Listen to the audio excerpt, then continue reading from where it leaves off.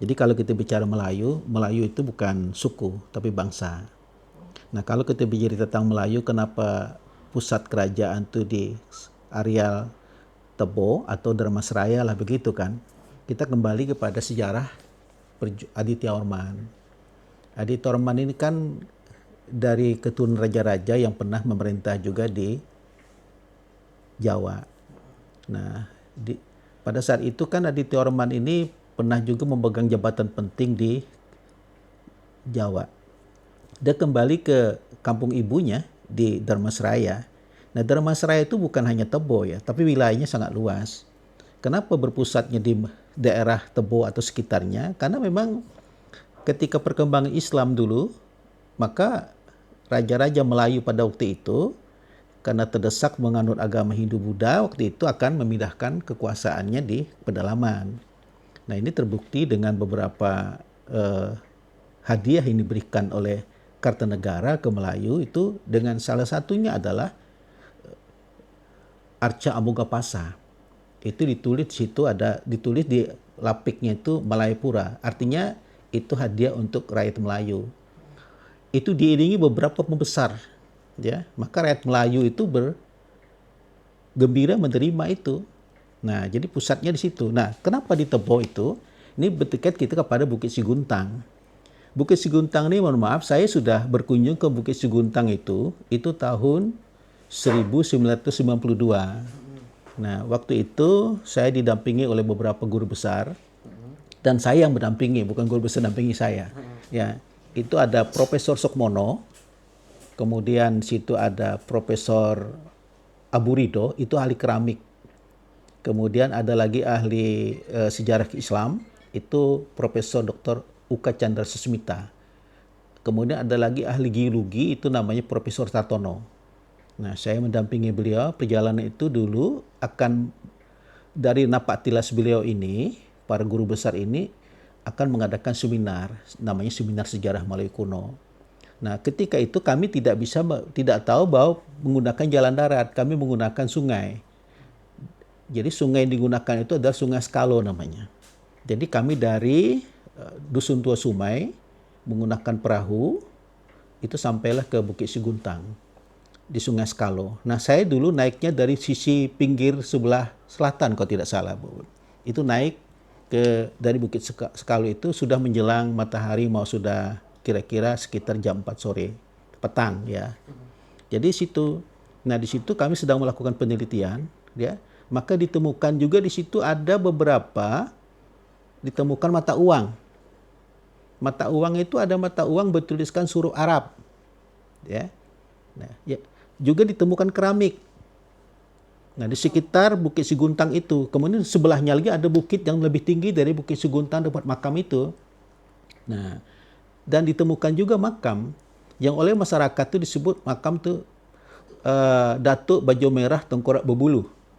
Kemudian ada lagi satu makam itu di pinggir, sudah hampir ke jurang, pinggir jurang. Sekarang apa namanya itu? Makam Rabi'ah Adawiyah. Saya yakin ini adalah makam Islam karena posisinya juga pakai batu. Batu itu adalah fosil wood sudah dari batu sungkai. Kayu sungkai sudah menjadi fosil. Nah, itu 92. Yang menarik adalah ketika menjelang matahari tenggelam, saya sendirian masih di atas. Ya. Dan masih sendirian. Sebelum turun, saya masih berbicara sama kuncennya. Nah, jurunya itulah. Dulu sudah tahun 92 mungkin sudah meninggal. Nah, beliau mengatakan di sini ada kampung, dulu ceritanya kampung Arab, ada kampung Melayu, juga ada kampung Cina. Nah, itu beliau turun duluan, saya masih tinggal di atas. Nah, ketika mau turun, menjelang matahari sudah mau tenggelam, saya turun. Lalu ada orang yang menyapa saya. Saya bilang, yuk kita turun. Saya kira kawan, namanya Pak Risnal waktu itu. Ternyata Pak Risnal sudah ada di perahu itu. Nah, rupanya bukan, tapi ada orang yang menyapa. Tapi dia mengucapkan Assalamualaikum, saya yakin orang Islam. Tapi ternyata yang menyapa saya itu sudah, saya kira tadi ada di atas, tapi sudah di bawah. Nah, mungkin penunggu situlah, atau memang apalah ya, kita tidak berprasangka baik, tetapi mungkin orang lah, saya kira gitu kan. Nah, kami kembali lagi ke Dusun Tua Sumai. Tetapi karena hari malam, ketika itu balok banyak di sungai itu, Maka kami tidak bisa melanjutkan perjalanan pulang. Maka kami berhenti dulu di namanya Tanjung Dani namanya.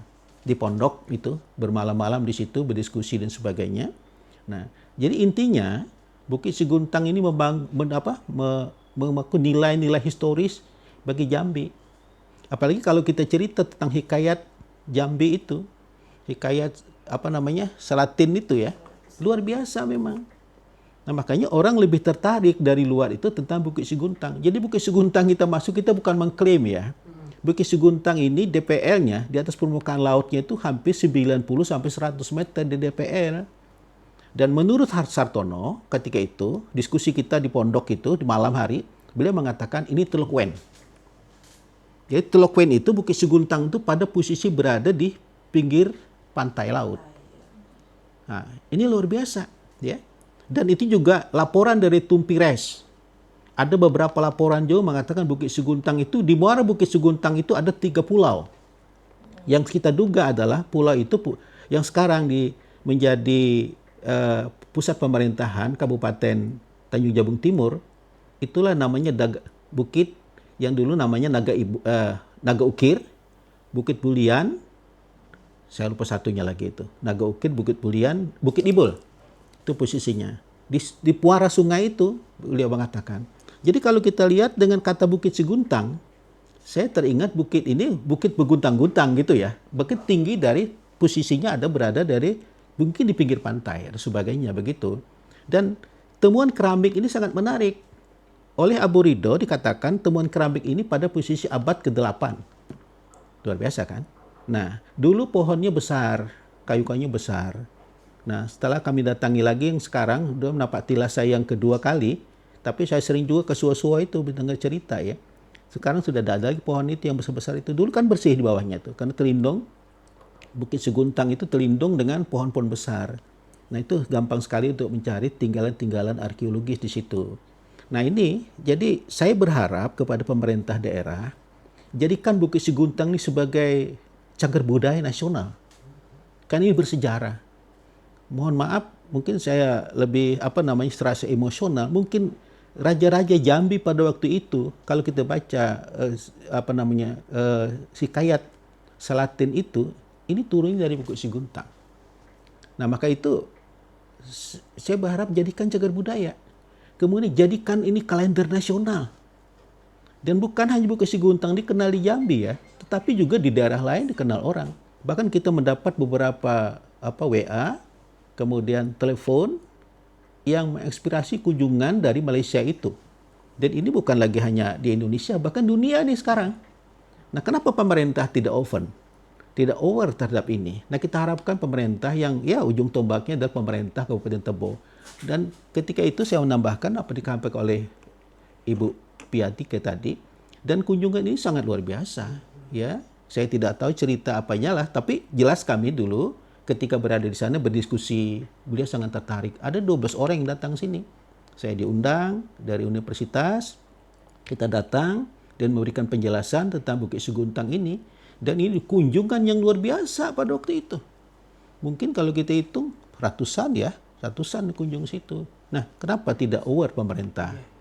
Nah, ini kita jadi kalender nasional, jadikan cagar budaya, agar masyarakat kita juga bisa berkunjung. Kemudian kalau di Suwo-Suwo itu hidup OKM-nya. Ya, paling tidak ada homestay untuk mereka tinggal, kemudian berkunjung ke sana, dan ekonomi masyarakat di Suwo-Suwo di sekitarnya itu hidup. Ini luar biasa. Saya kira begitu.